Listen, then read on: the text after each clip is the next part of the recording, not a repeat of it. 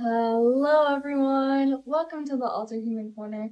It's me, Lynn Wolf, just graduated, and today I have a special guest, Oren from the podcast Alterhumans and Tea. And today we're going to discuss the do's and don'ts to alterhuman research. So now, let's get it. Would you like to introduce yourself? Yeah. Hi, Free Critter. I'm Orion, a host from the podcast Alterhumans and Tea. My pronouns are Faith Bear, and I'm Ethereum, Other-Hearted, and Concept Kim. I want to tell you guys, doing alterhuman research is very crucial because we have so many terms under the umbrella to understand. There are a lot of points that are important not to do when doing alterhuman research. Firstly, it's looking at the first thing on Google. The first thing that you see isn't always accurate. The first thing is most likely a link or the AI overview. And the second thing is don't use the AI overview.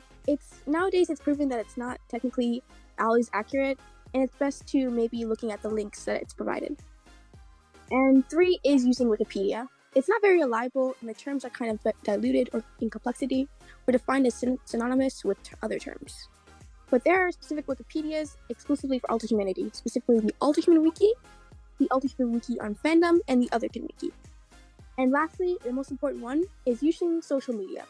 It's not the best for researching finite definitions, but it is good for learning about others' individual experiences. For example, I use Tumblr to read about someone's personal experience as a concept kin, but I did research for other sources on actual identity, because this person's experience is only one of 1,000 ways one can be concept kin. The do's for alterhuman research. Use credible sources, a source that's verified, or you can find the author. An example is the Theory and Guide forum. You can find that on the web. 2. Use 2 or more sources when researching. A good example is a podcast episode and a website, just like my podcast, and then a website or a YouTube channel and website. Taking notes if needed. You can use Google Docs or just your phone for taking notes, or pen and paper like the olden days. And also, asking your friends for help is a good one. Your friends can always help, but maybe not if they're human. And another don't is taking theory and online tests. These don't work and aren't accurate. They could be used for fun, but you can't actually determine whether you're Therian or what your theory type is. It's a lot more complicated than whether you like those. Instead, use the Theory and Guide I have right here on my podcast. And lastly, on another note, don't buy fur farm tales. Fur farms are unethical tales where animals aren't taken care of properly. Instead, use Etsy, but still research on the seller. Now we're going to share some of our favorite content creators where you can get more alterhuman research, because I think it's just important to not look at just one source. Mine is Birdie Dogs on YouTube. He also has a YouTube channel and a TikTok, so if you want to check that out, and a shop where he sells masks, so if you want to check that out.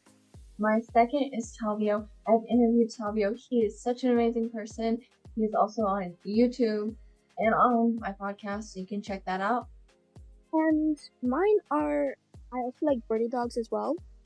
I find his content quite helpful, honestly, especially his recent videos on physical theoranthropy, and something I want to talk about on my podcast. Yeah, thanks for having me, and I hope everyone has a wonderful day or night. Bye, guys! Hey, guys. Well, I think that's a wrap. Thank you guys so much for listening to this podcast episode. It means the world. And I hope you guys have an amazing day. Do not forget one thing. You are amazing. And anything you want to add? Yeah, thanks for having me, and I hope everyone has a wonderful day or night. Bye, guys.